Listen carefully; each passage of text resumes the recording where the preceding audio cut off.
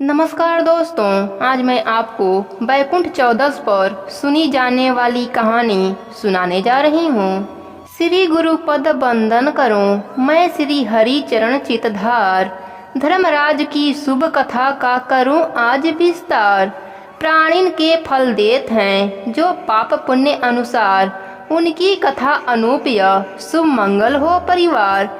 प्रेम से बोलिए धर्मराज जी की जय हो।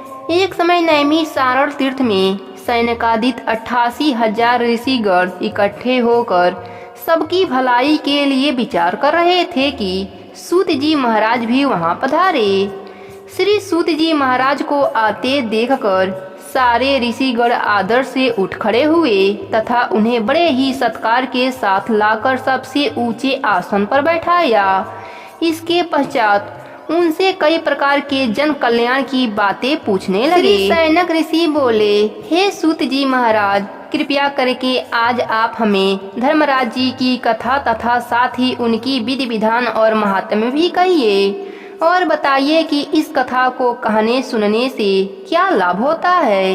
यह सुनकर सूत जी बोले, हे ऋषियों, आपने जो जन कल्याण की भावना से यह बात मुझसे पूछी है, यह कलयुग में बहुत ही फलदायी है। इसको संक्षेप में मैं आप सबसे कहता हूँ। हे ऋषियों, सतयुग के बीत जाने पर तथा त्रेता युग के प्रारंभ में महोदरपुर नाम का एक विशाल नगर था, जहाँ वज्रवाहन नाम का राजा राज करता था। वह बड़ा ही दयालु, प्रजापालक, परोपकारी और गौ ब्राह्मण की सेवा करने वाला था। एक बार वह वन में आखेट करने गया तो उसने वहाँ एक ऐसा हिरण देखा जैसा पहले कभी भी देखने में न आया था। राजा ने ऐसे सुंदर मनोहारी मृग को मारना उचित नहीं समझा और बिना शिकार किए ही कुछ सोचते हुए वापस घर लौट पड़ा।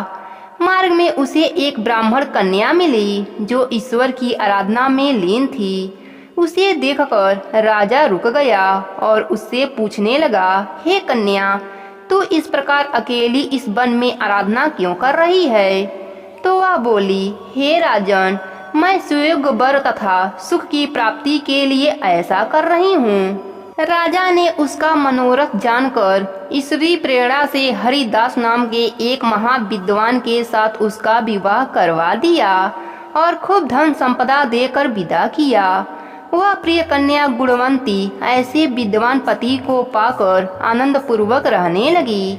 हरिदास ने भी गुणवंती को सभी देवताओं की आराधना तथा भक्ति के मार्ग बतलाए, पर धर्मराज जी की आराधना एवं भक्ति का मार्ग नहीं बतलाया। वह अपने जीवन में बड़ा ही श्रद्धा से एकादशी का व्रत करती हुई अपने शक्ति के अनुसार दान भी करती रहती थी और अतिथि सेवा से कभी भी विमुख नहीं रही। इस प्रकार धर्मपरायण व्रत अवस्था में वह मृत्यु को प्राप्त हुई। धर्म के प्रभाव से यमदूत उसे आदर पूर्वक धर्मनगरी ले गए। वहां पहुंचने के बाद चित्रगुप्त जी उसके पूर्व जन्म के की गई पाप पुण्य का लेखा जोखा पढ़कर सुनाया। धर्मराज जी गुणवंती के भक्ति और पतिव्रता देखकर प्रसन्न हुए, पर कुछ उदासी भी उनके मुखमंडल पर झलकती हुई गुणवंती को दिखाई दिया। धर्मराज जी को उदास देखकर गुणवंती ने निवेदन किया कि हे प्रभु, कोई बुरा काम नहीं किया, फिर भी आप उदास क्यों हैं? इसका कारण बताइए। धर्मराज जी ने कहा, हे देवी, तुमने व्रत आदि से सब देवों को संतुष्ट किया, परंतु मेरे नाम से तुमने कुछ भी दान पुण्य नहीं किया। यह सुनकर गुणवंती ने कहा, हे प्रभु, मेरा अपराध क्षमा करें, मैं आपकी उपासना नहीं जानती थी। आप कृपा करके उपाय बताइए जिससे मनुष्य आपके प्रीति का पात्र बन सके। यदि मैं आपके भक्ति मार्ग को आपके मुख से श्रवण कर वापस मृत्युलोक में जा सकूं तो आपको संतुष्ट करने का उपाय करूंगी। धर्मराज जी बोले, सूर्य भगवान के उत्तरायण में जाते ही जो मकर संक्रांति आती है उस दिन से मेरी पूजा शुरू करनी चाहिए। इस प्रकार एक वर्ष मेरी कथा सुने और मेरी पूजा करें। इसमें कभी नागा न करें। आपातकाल आने पर भी मेरे धर्म के 10 अंगों का पालन करते रहें। संतोष और क्षमा भाव रखना, नियम द्वारा मन को बस में करना, किसी के वस्तु को नहीं चुराना, मन से स्त्री और पुरुषों से बचना, यानी मन की शुद्धि और शारीरिक शुद्धि, इंद्रियों को बस में रखना, बुद्धि की पवित्रता यानी मन में बुरे विचार न आने देना, पाठ पूजा और कथा श्रवण करना, व्रत रखना और उसके अनुसार दान पुण्य करना, सत्य बोलना और क्रोध ना करना, यह 10 धर्म के लक्षण हैं। और मेरी कथा को नियम से सदा सुनते रहें, पढ़ते रहें और यथाशक्ति दान पुण्य और परोपकार करते रहें। जब साल भर बाद फिर मकर संक्रांति आवे तब उद्यापन कर दें। सोने के या असमर्थ हो तो चांदी की मूर्ति बनाकर किसी विद्वान ब्राह्मण के द्वारा पूजन हवन आदि करें। मूर्ति की प्राण प्रतिष्ठा करके पंचामृत से स्नान करा के खोडोपचार से उसकी पूजा करें। साथ में चित्रगुप्त जी की भी पूजा करें और सफेद काले तिलों के लड्डुओं का भोग लगाएं। उसके बाद ब्राह्मण को भोजन कराएं और बांस की छावड़ी में 5.25 सेर धान ज्वार किसी मंदिर में या ब्राह्मण को भेंट करें। स्वर्ग में चढ़ने के लिए सोने या चांदी की सीढ़ी धर्मराज मंदिर में दान करें। इसी के साथ सुंदर बनी सैया, मुलायम गद्दा, रजाई और तकिया, इसके अलावा कंबल, पादुकाएं, लकड़ी या डंडा, लोटा डोरी और 5 कपड़े भी धर्मराज मंदिर में दान करें। अगर समर्थ हो तो चित्रगुप्त के नाम से काली या सफेद गाय धर्मराज मंदिर में दान करें। गुणवंती ने धर्मराज जी से प्रार्थना की, हे प्रभु, यदि ऐसी बात है तो यमदूतों से मुझे छुड़ाकर फिर संसार में भेज दीजिए, जिससे मैं आपके कथा का प्रचार कर सकूं।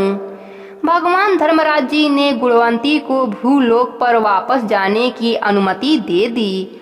उसी समय उसके मृत्यु शरीर में हलचल हुई और उसके पुत्र कहने लगे, हमारी माता जीवित हो गईं। इसके बाद गुणवंती ने अपने पति और पुत्र आदि को सारी बातें बताई जो धर्मराज जी ने मनुष्य के कल्याण के लिए कहे थे। गुणवंती ने मकर संक्रांति से विधिवत धर्मराज जी की पूजा और कथा आरंभ कर दी, साथ ही दान पुण्य कर्म आदि भी करने लगी। इस प्रकार गुणवंती साल भर कथा सुनकर धर्मराज जी के 10 अंगों का पालन करके पुनः मृत्यु उपरांत वापस स्वर्ग में गई। तब देवताओं ने गुणवंती का आदर किया और सदा स्वर्ग के भोगों को भोगो ऐसा आशीर्वाद दिया।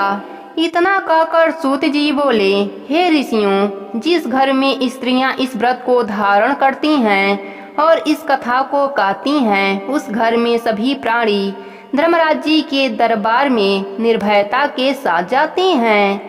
उन्हें धर्मराज जी के दूत रास्ते में कुछ भी कष्ट नहीं देते हैं तथा धर्मराज जी भी प्रेम पूर्वक उसका लेखा जोखा लेते हैं तथा पापों के क्षय का उपाय भी बताते हैं। अतः जो भी इस कथा को विधि पूर्वक कहते या सुनते हैं, उन्हें मृत्यु के उपरांत हेमराज के दूत कष्ट नहीं पहुंचाते और उन्हें गरुड़ पुराण में बताए हुए धर्मराज जी की पूरी के मार्ग में जाने से भी कष्ट नहीं होता। इस तरह के प्राणी सहज ही में वैकुंठ को प्राप्त हो जाते हैं, इसमें कोई भी संदेह नहीं है। धर्मराज जी की यह कथा पढ़े सुने चितलाए, दोनों लोक आनंद मिले, सुख संपत्ति बहु पाए। कथा विसर्जन होत है, अपने भीतर के पट खोलो। एक बार सब सुनने वाले धर्मराज जी की जय बोलो। बोलिए धर्मराज जी महाराज की जय हो।